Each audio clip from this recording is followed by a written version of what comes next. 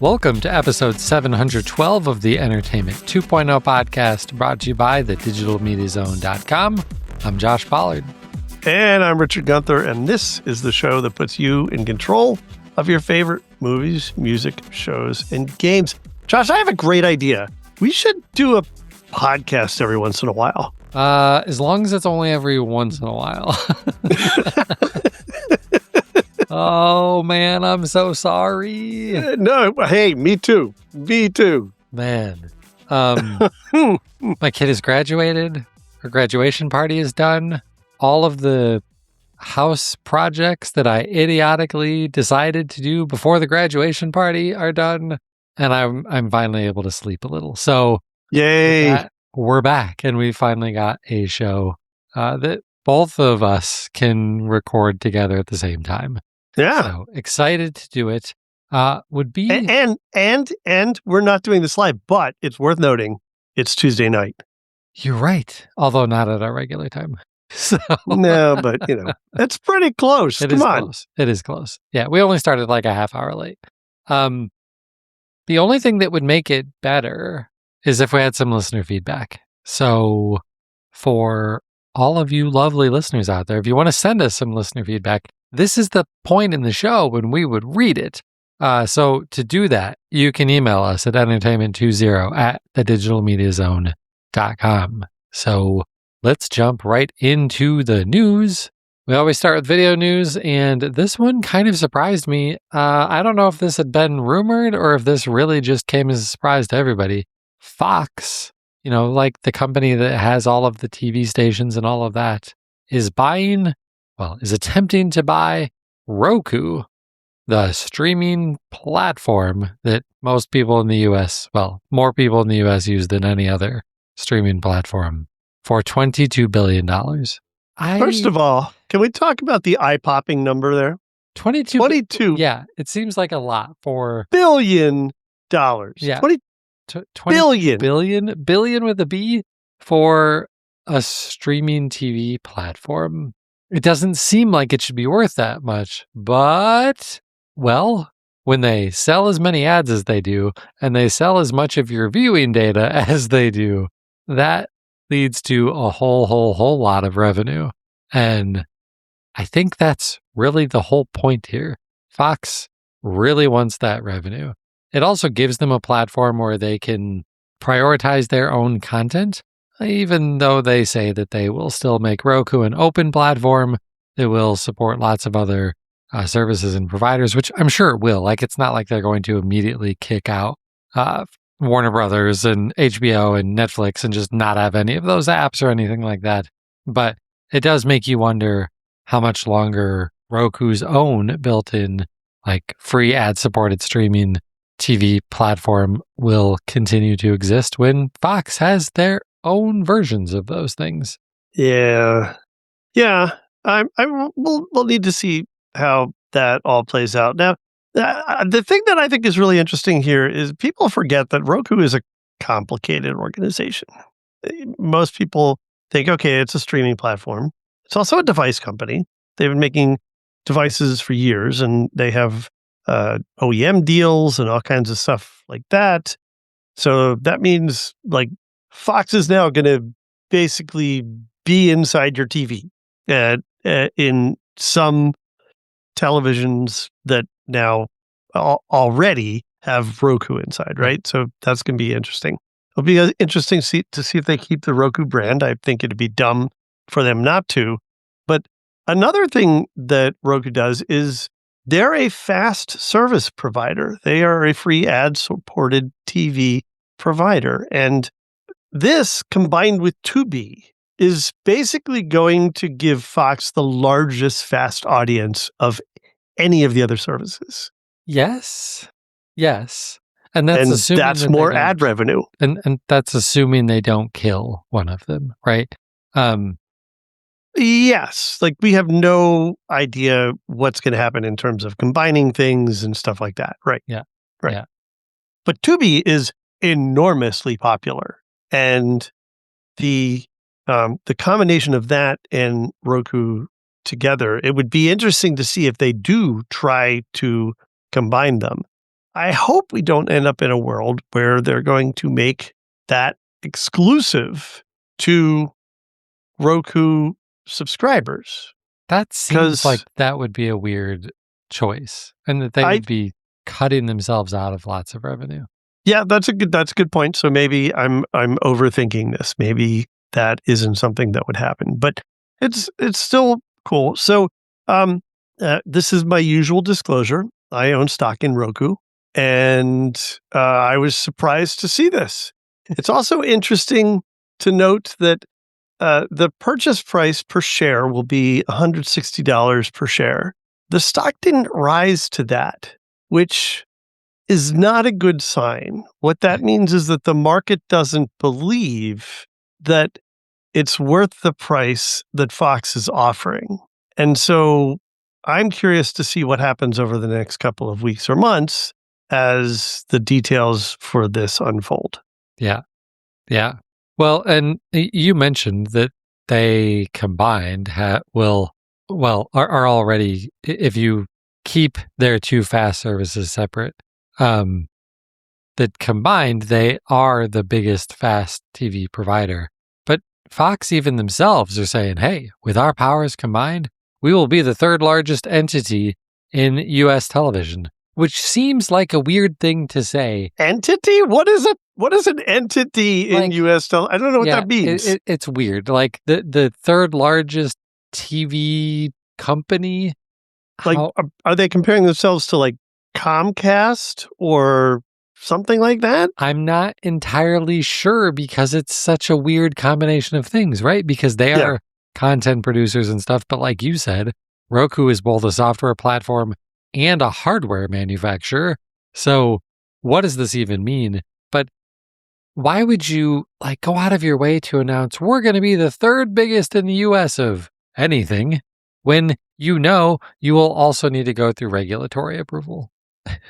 Yeah. Oh, that's a good point. That's a really good point. But I mean, come on, it's Fox. Like, this is going to get denied. Come on.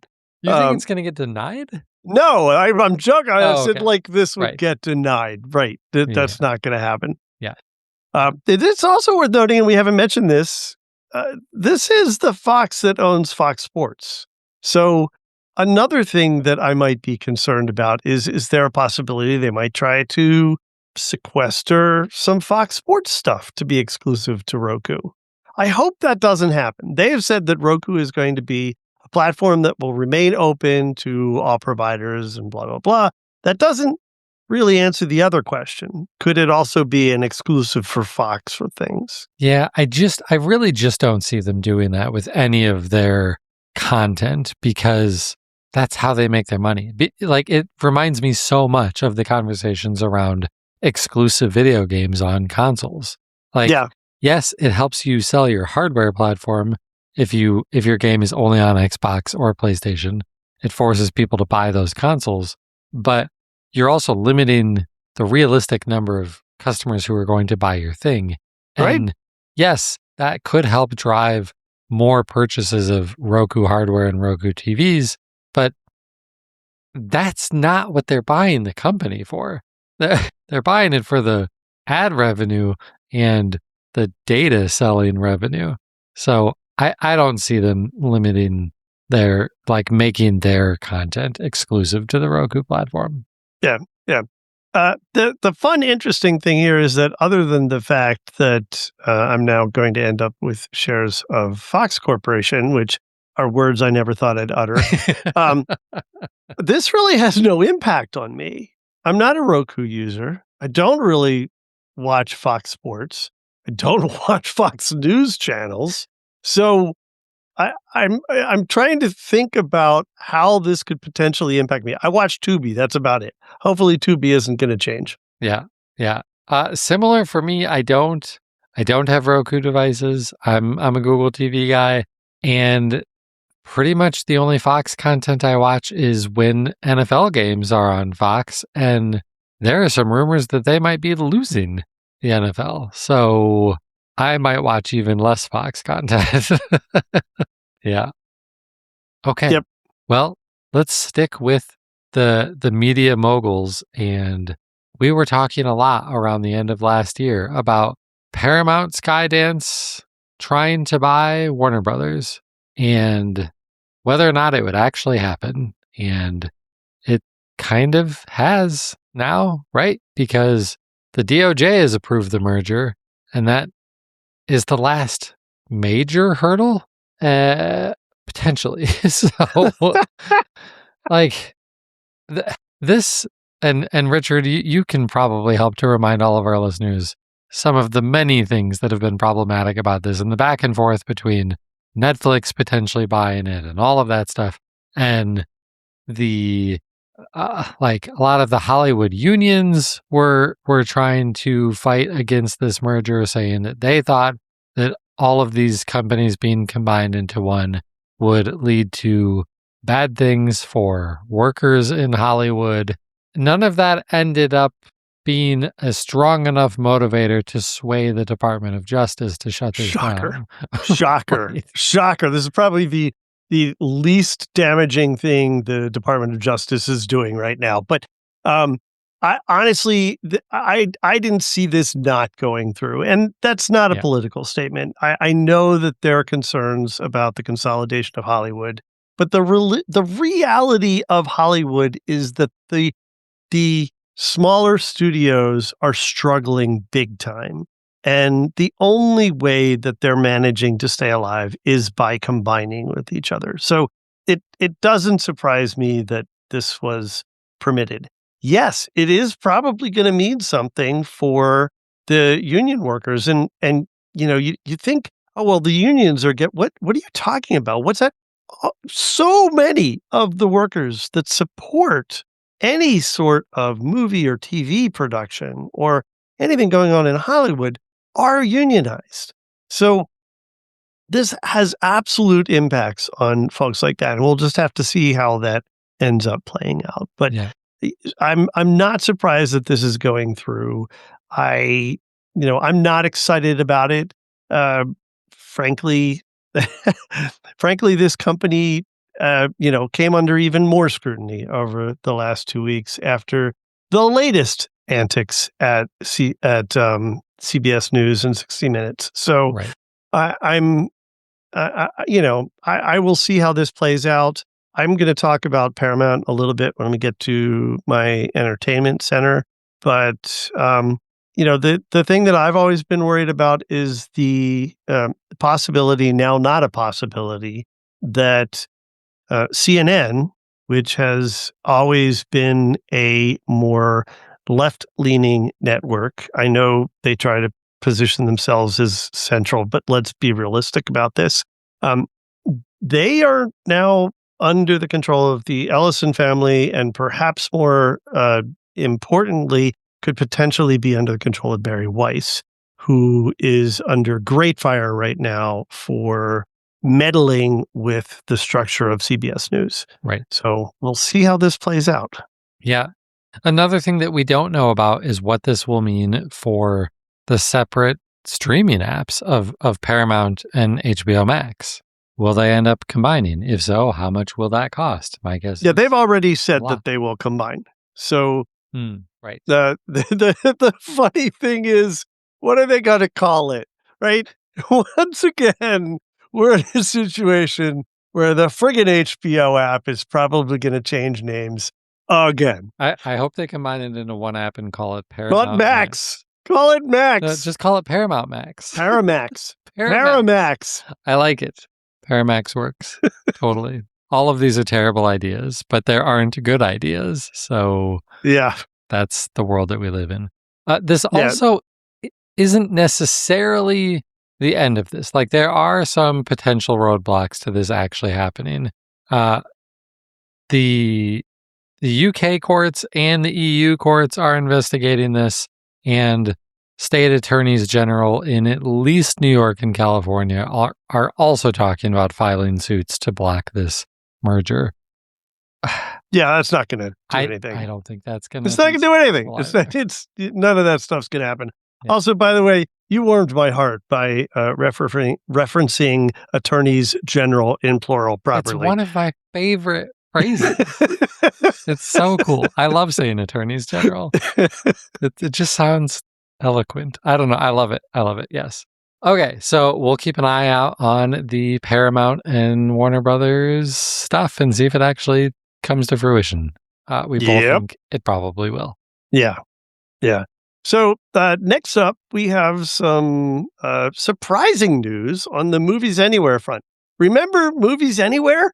You almost kind of forget about it these days. I do, but I wonder how many of our listeners do. They might need a refresher on what Movies Anywhere is. Yeah, right. Exactly. So Movies Anywhere is the once Disney-owned, now kind of conglomerate effort that pulls together all of the digital purchases that you make. Well, mostly all of the digital purchases that you make and shares them across the various platforms. So they create these deals with different providers that they refer to as retailers. Still think that's a terrible name.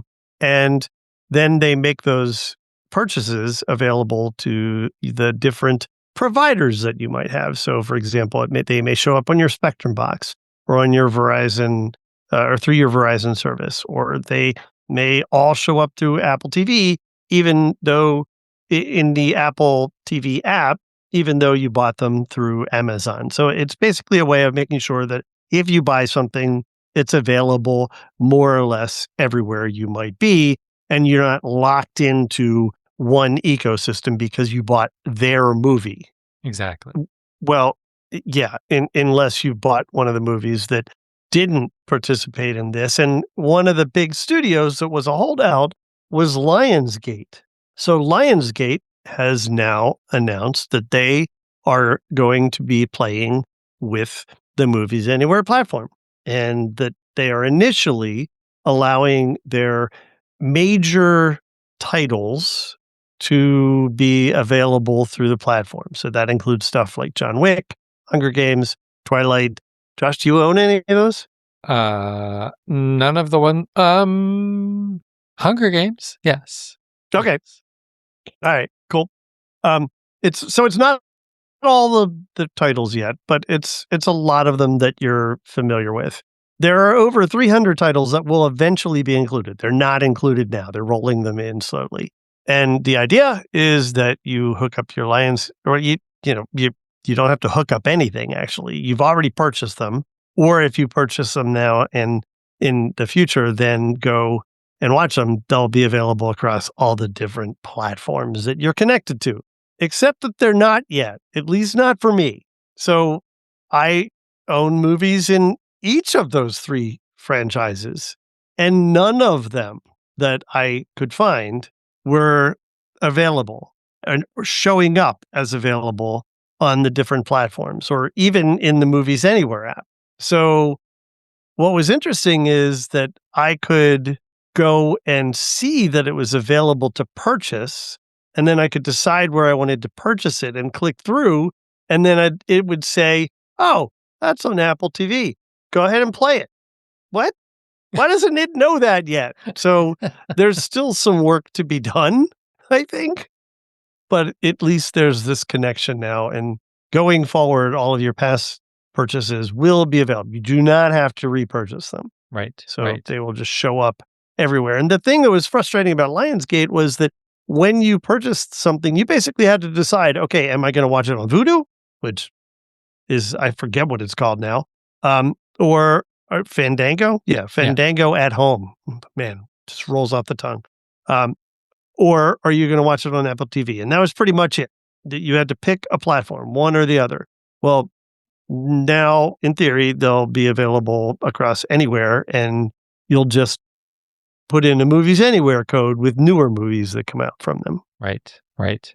The one big question that I have, why now? Right. This seems like this would have mattered 4 years ago. 10 years ago. Well, no, 10 years ago, this was not a thing yet. Are you sure? But 10 years ago, I think this was still Disney Movies Anywhere, or we were still dealing with the awful other Ultraviolet thing. Ultraviolet. I couldn't even think of the name of it. My nemesis. Perhaps. Maybe my timing is skewed, but it feels like Movies Anywhere has been a thing for roughly 10 years. It's definitely pre-pandemic, which means at Yeah. least 400 years ago. So I think I'm close. Yeah. Yeah. I Yeah, just don't get it. Like, it feels late. It feels so late. Like, why now? right. It's like you missed the time where this mattered, but maybe it's just kind of filling that hole, right? Like, this is the future for people who buy movies. If you're Right. going to buy a movie, then you're going to want to not be tied down to different platforms. And people are absolutely still buying movies. And the industry wants people to still buy movies because that's the early window that they open now when it's first available for you at home. Right. Right. Give them your $20, own the movie digitally, and then watch it anywhere. Yep. Even if it's Lionsgate now, hopefully soon. Asterisks. Yeah. Yeah. All right. Well, it took you way too long, Lionsgate, but we're glad you finally showed up to the party. Yeah. We're almost done, but whatever. Almost. Yeah. All right. Let's move on to some audio news. Interesting company that, one of these days we're going to have to find out for sure if we're pronouncing the name of this company right. Yeah. I've been calling them I've tried. Weem. Weem. WII capital M. Yeah. I have tried to find videos. I don't think there's one official video from Weem. And I don't which is think usually they were at CES. That's usually how I learn how to pronounce something is I look on YouTube for an official video from the company. Right. How do they say it? Exactly. And if they would have been at CES, I'm pretty sure they weren't. I would have gone up and asked them, how do you pronounce the name of your company? Right. It wouldn't be the first time I've done that to a company at CES. Yeah. So, yeah. Anyway, who is Weem? What is it that they've got that we're talking about this week? Weem, the easiest way that I can think of to compare or describe what Weem is they're a Sonos competitor. They make their own standalone whole home audio devices. They have individual speakers, they have amplifiers. They're really trying to cover the whole gamut of whole home audio devices.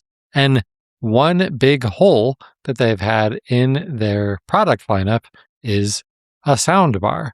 And so this week they're announcing we've got a soundbar coming. And interestingly, the price is extremely competitive. So let's leave that as a teaser. Let's talk about what this thing is first, because this is a mostly typical looking soundbar, with the exception of the fact that it has a round 2-inch touchscreen on the front of it, which you can use to control it. You can control EQs, you control sources that are coming into it. And if you're just listening to music, it can show the album art.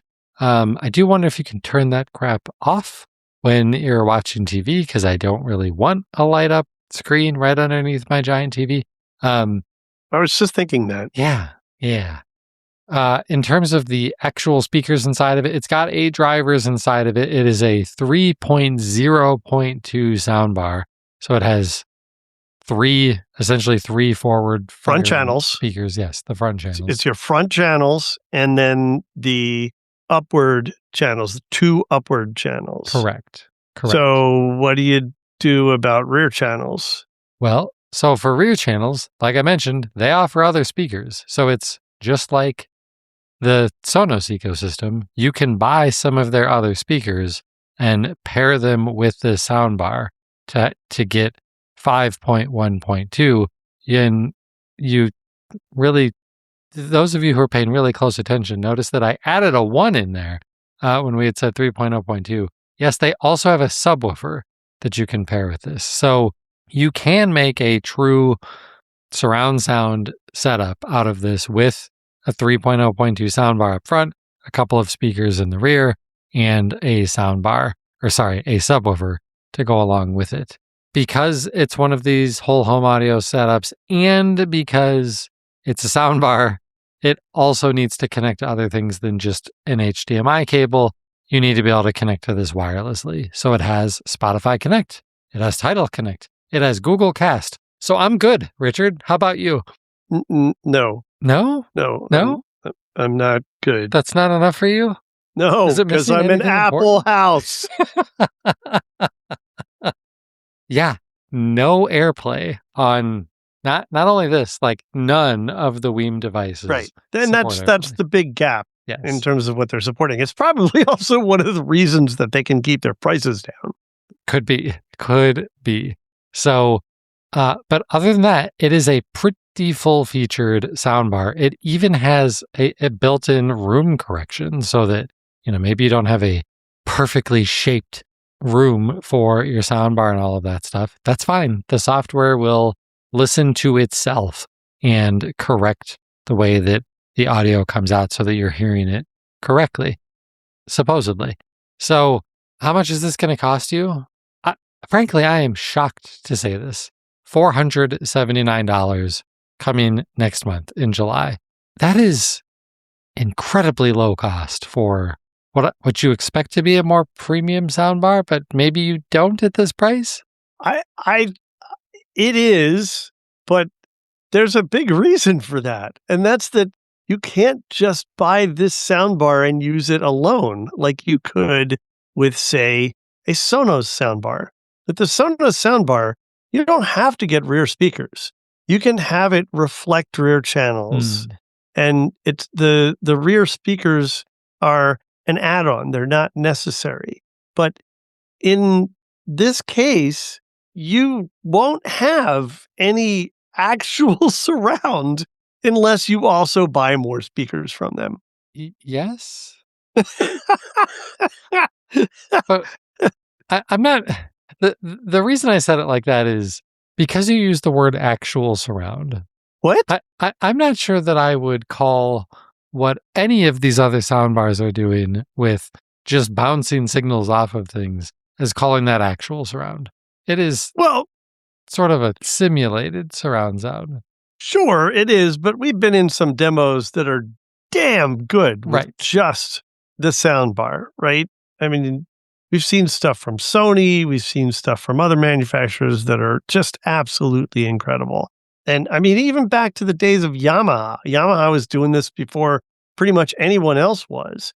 And so, yes, this is an amazing price, but don't think that you can buy this and buy this alone because you're not going to be happy. I mean, heck, I've had surround sound for the last 25 years. So to suddenly just say, oh, well, I don't need rear channels, I'm not going to do that. So that price, I think, is misleading. Okay. But how much is, and I guess Sonos has multiple soundbars. How much are the Sonos soundbars? Isn't the cheapest one like 800? I have no idea what the cheapest one is. 900? But basically you're going to pay between $800 and $1,000 for the good soundbar from Sonos. Yeah. So the surrounds, like the speakers that you would use from Weem as your surround speakers, I think are priced the same as the Sonos ones at $230. So around 200. Okay. Yeah. Okay. Yep. Yeah.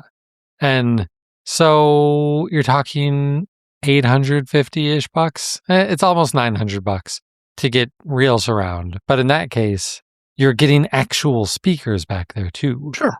Yep.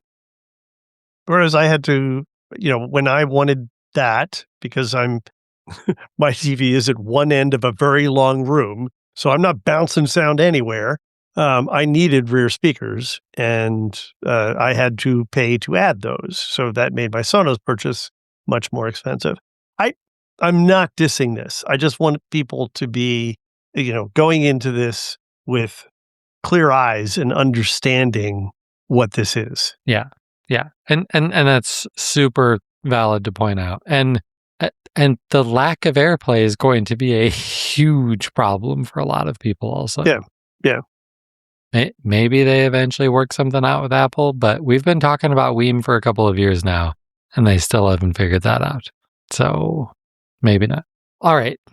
Gaming. We could have talked about a few different things. We're only going to talk about the positive one. That's exactly what I was thinking. There's so much we could be talking about this week, but let's not. It's so damn depressing. And a lot of it is still kind of up in the air, rumor, we're waiting. Right. We're talking about potentially Microsoft closing a whole bunch of studios, but we don't actually know the details yet. So we'll wait. Yeah, so we'll wait until the next episode. So let's talk about the good news, and that is hardware, which kind of leads to bad news, but it's still fun to talk about new hardware. So handheld gaming PCs. I love them. We all love them, except for Richard. He doesn't care. But they're a blast. And other than the Steam Deck, that industry has largely been dominated by AMD and their Ryzen Z series chips. Intel has dabbled, never very successfully. And now they've got a big new entry into the handheld gaming space. So they have a new processor, combo CPU, GPU combination called the Arc G3. And it is essentially like an Intel Core Ultra 3 CPU combined with their Arc GPUs, and all on one device. And supposedly they're really good. They had this to show off at Computex just a couple of weeks ago. And these new chips, they support ray tracing, they support Intel's XeSS technology, which is upscaling, and frame generation, like we're used to seeing from both NVIDIA GPUs and from AMD's GPUs. It has all of that stuff. Is it as good? Maybe not. Is it as widely supported as the other two? No, definitely not, but it's coming. It's getting more popular. And there were two hardware devices that were being shown off at Computex with this new chipset in place. One of them has an okay name, the Acer Predator Atlas 8. That's pretty easy. The other one is terrible. It's the MSI Claw 8 EXAI Plus. Oh my God. Right. Woof. Come on, guys. You're selling that device to gamers? You should have come up with a better name than that. Anyway, hands-on reviews of people using these in a booth. Now, that is a very controlled environment. They came away with pretty good things to say. It just worked well. Playback was smooth.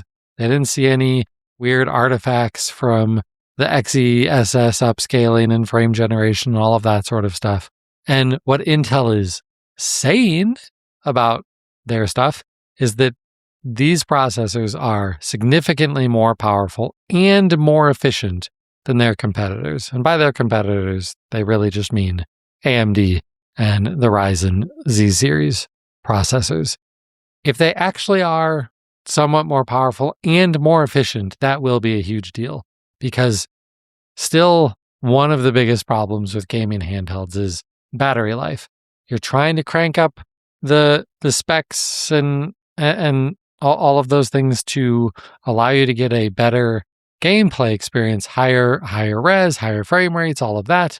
But the more you do that, the faster your battery drains. So if these processors are actually going to be more efficient and still produce really nice gaming visuals, then we might actually have the first real competitor to the AMD Z series chips. And AMD, their latest is the Z2. That stuff came out last year. They didn't announce a new Z series cycle at CES. We talked about that back in January. They didn't announce new Z series chips at Computex either. So I think we're going a year without new Z series chips from AMD. So it's kind of entirely up to Intel to take the market in calendar year 2026, I think. But there's that little thing that we've been talking about basically every episode, where the cost of chips and memory and storage has gone through the roof. And neither MSI nor Acer have actually announced pricing for any of these products, even though one of them is going to be available like next week, and we still don't know what it cost, because it's going to cost a lot. So that's going to be the problem. And maybe that's why it's okay that AMD is kind of sitting this year out, because all of these devices are getting so friggin' expensive. You know, there's got to be killing these companies too, right? Yeah. I mean, they're in a no-win situation on the product side. So Right. There's nothing they can do about it. Right. Yeah. It's kind of like the airlines and the cost of fuel right now. Right.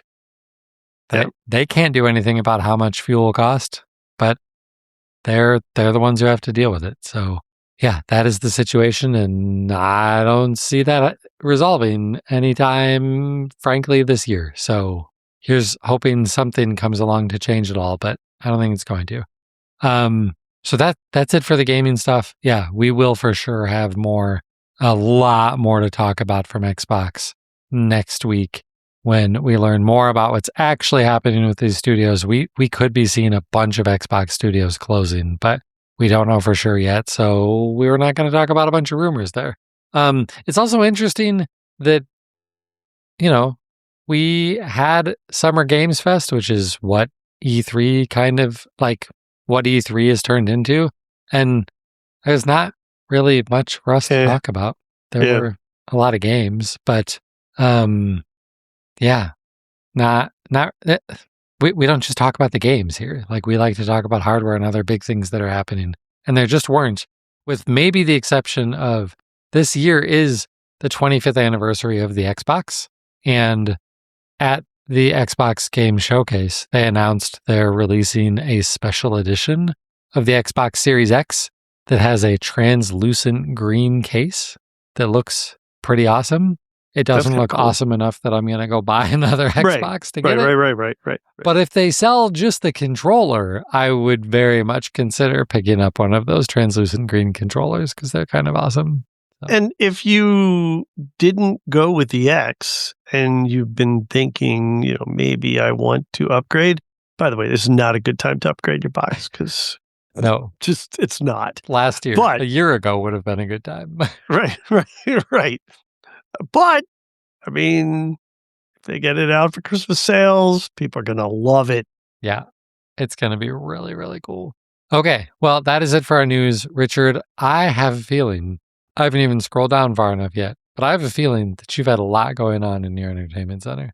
So much, and it's been like, I don't know, 5 weeks since we've recorded together, so there's some catching up to do, but it's going to be fairly quick compared to the time that we're covering here. So first thing I want to talk about is that Strange New Worlds is going to be starting soon. There have been teasers out and trailers for the new season.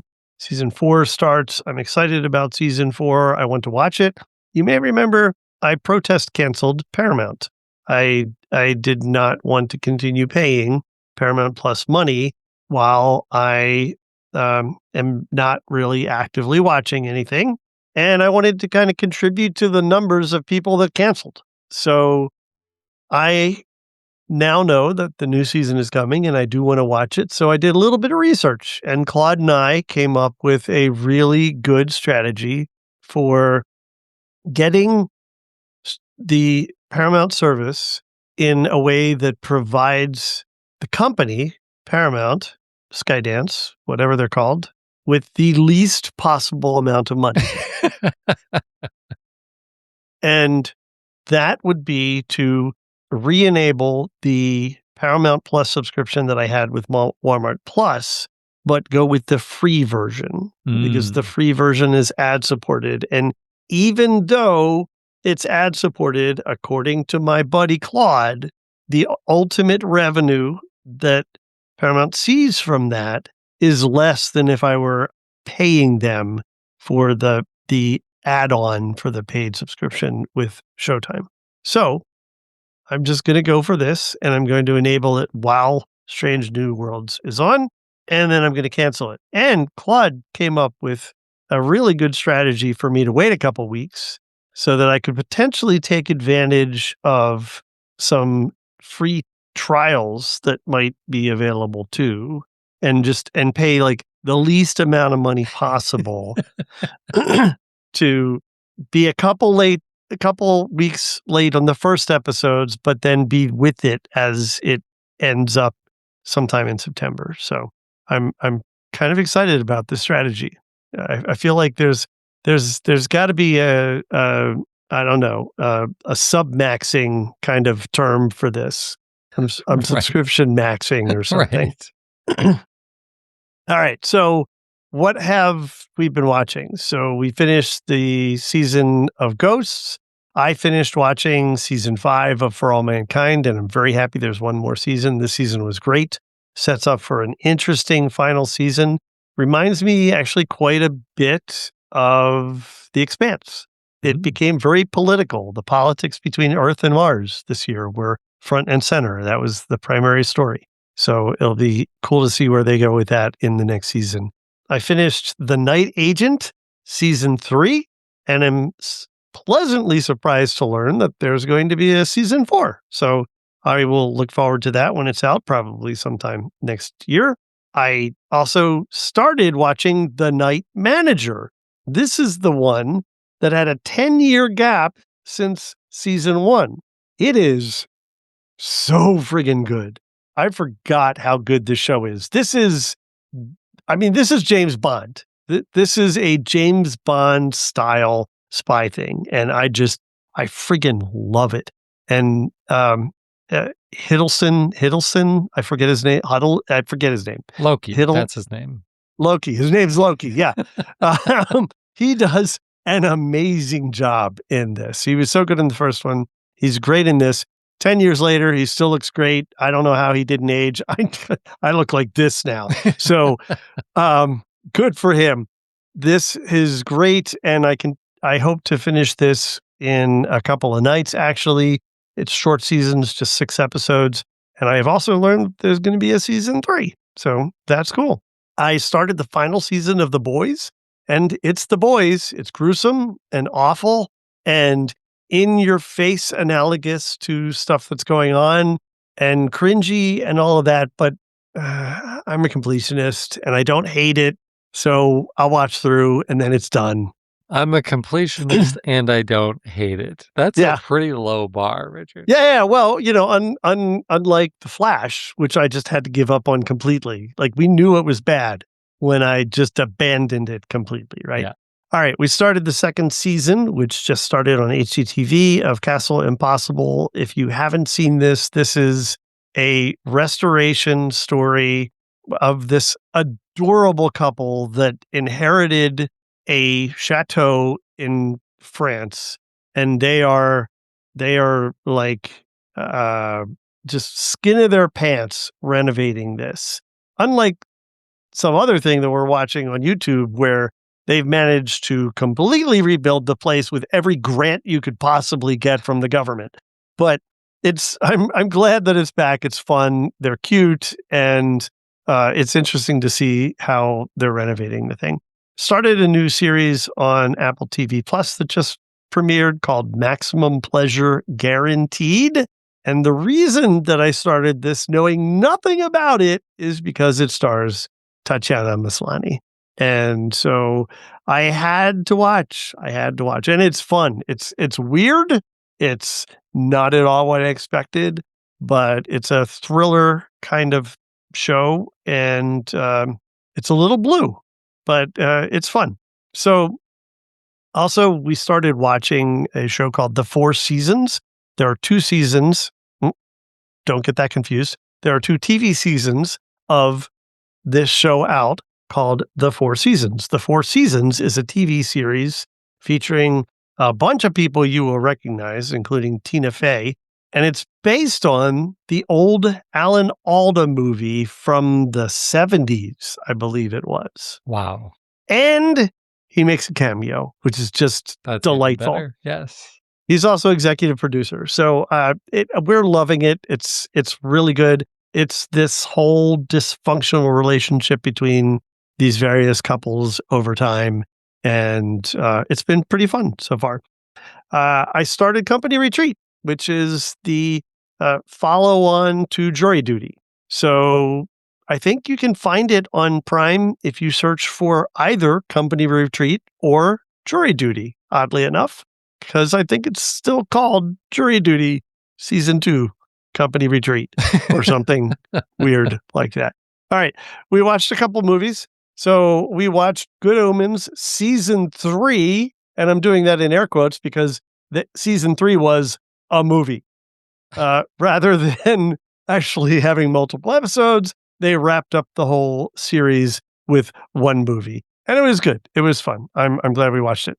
We also watched an interesting movie. I don't even know where Edward found it, called Remarkably Bright Creatures on Netflix. It is based on a novel about people affected by an octopus in their local aquarium. And it's a really, really delightful story. Huh.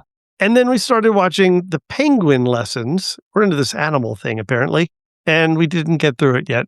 It was getting too late, and I will let you know how it ends. It's another Netflix movie. I think it's on Netflix. I have been frustrated that Project Hail Mary has been on digital video forever.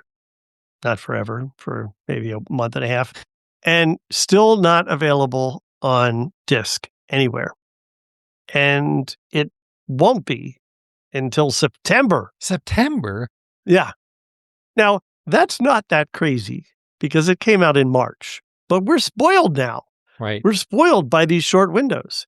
And this is a weird one where just 3 months later, it came out on digital video for you to be able to purchase at home. And I think you can even rent it now. And usually when you can rent it, then you can go buy the disc. But nope, they are still milking it. And why? Because it's still making money in theaters. So good for them. Right. Right?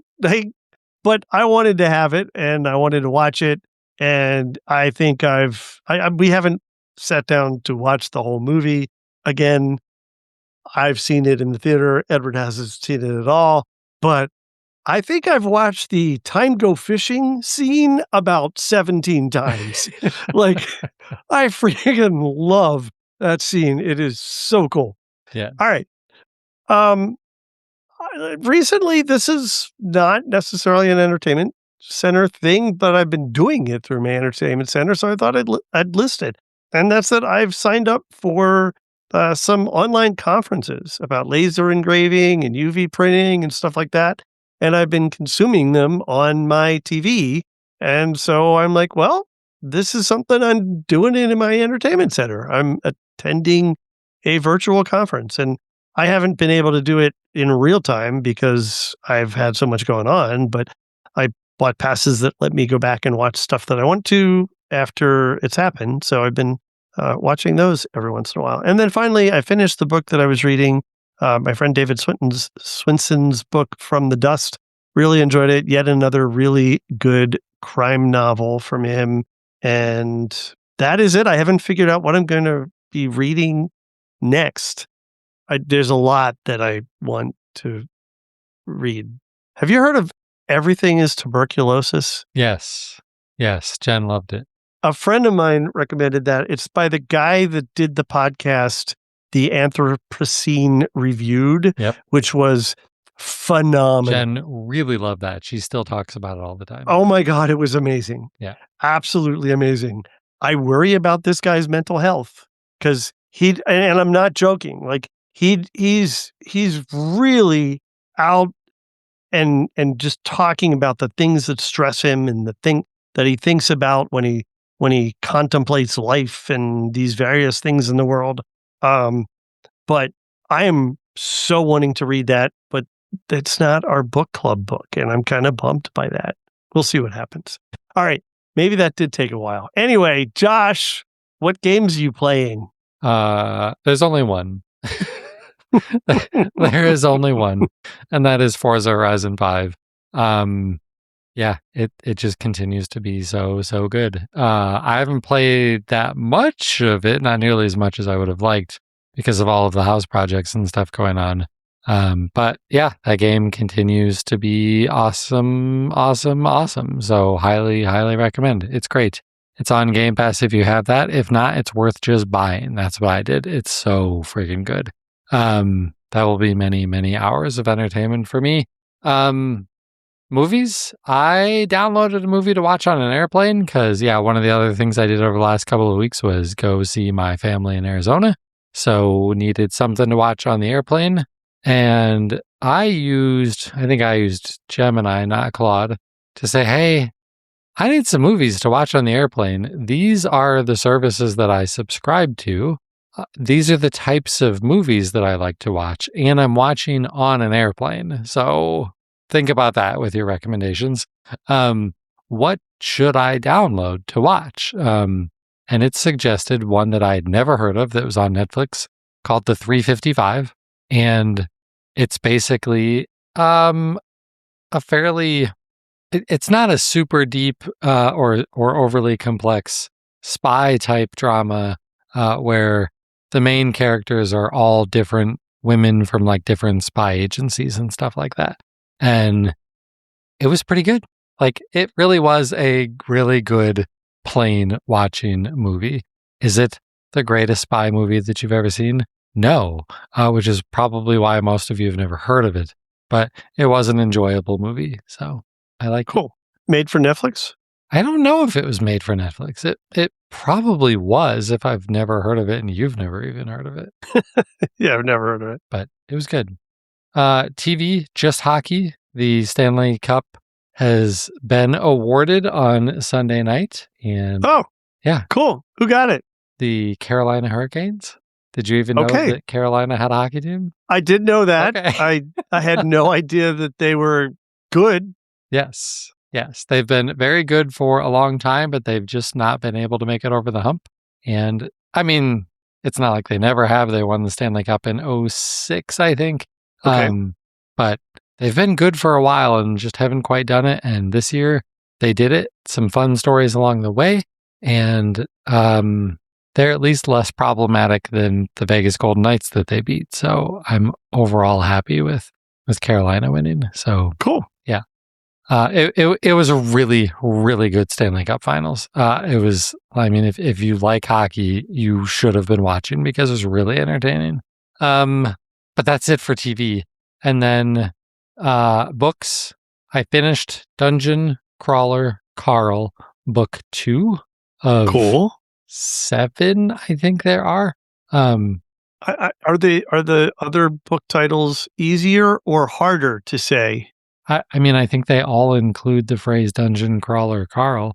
And I think all of the rest of them are just subtitles, I think. Yeah. I liked book 2 a lot. But the way that I think I read it in a weekend of like mulching or something like that, one of the many house projects I was working on. Mm-hmm. And I needed to take a break. Like, it's good, but I was like, okay, I need something else. I haven't really found that other thing, but I had a lot of podcasts to catch up on after like binging a book nonstop for a weekend. Yeah. And I'm a little bit in between books because right now my book club is trying to decide on what the next book is that we're going to read. So by the next episode, I will be into whatever the next book is. I did purchase the first book. Okay. So there's progress. And I've had some peer pressure. You did the audiobook version, right? I bought the audiobook version. I also bought Edward the physical book, which he seems to have no interest in whatsoever. So I just have a hard time imagining the physical book actually being better than the audiobook. Yeah, I don't know. This is one of those weird situations where I think the audiobook is going to be better. But yeah, I'll be curious to hear what you think about it. All right. Well, that's it for this week's show. If you want to get a hold of us, there's a lot of ways you can do that. All of those different ways, and all of our show notes for everything that we talked about are over at our website, www.thedigitalmediazone.com. You'll find links to us on X, but, we'd rather be on Blue Sky or Mastodon. Took me a second to remember that one that you use all the time. Well, particularly if you want to talk to us. Yes. I mean, the website is still DigiMediaZone on X. Yep. I'm still there. I would just prefer to talk to you on Blue Sky. I'm Josh Pollard on both of them. Richard is Richard Gunther on Mastodon and richardgunther.com on Blue Sky. And while we weren't live this week, a lot of times we do record the show live. And even if we don't do it live, we do typically put the video production up on our YouTube channel. So head on over to that, like and subscribe. We're trying to build up that audience over there. So you do us a big favor by doing that. But that's going to do it for episode 712. He's Richard Gunther, and I'm Josh Pollard. Thanks for listening to Entertainment 2.0. Adios. Goodbye.